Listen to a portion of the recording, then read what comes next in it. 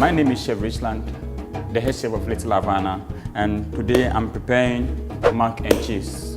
My special recipe for mac and cheese, and I have mozzarella cheese, I have cheddar cheese, I have my special sauce which is known as bechamel sauce, then I have a little breadcrumbs.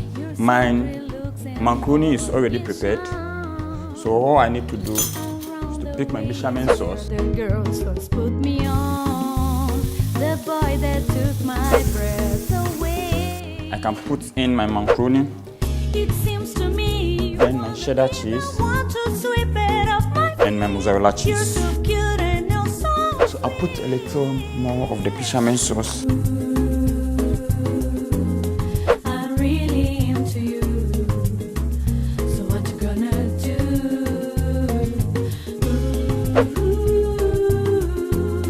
I'm really into you. Then I can dish. What you gonna That is it. I'm into you in all the things you do. Then I have a little bit of the breadcrumbs so that it will be a little bit crunchy. So this is my mac and cheese. I need to find love.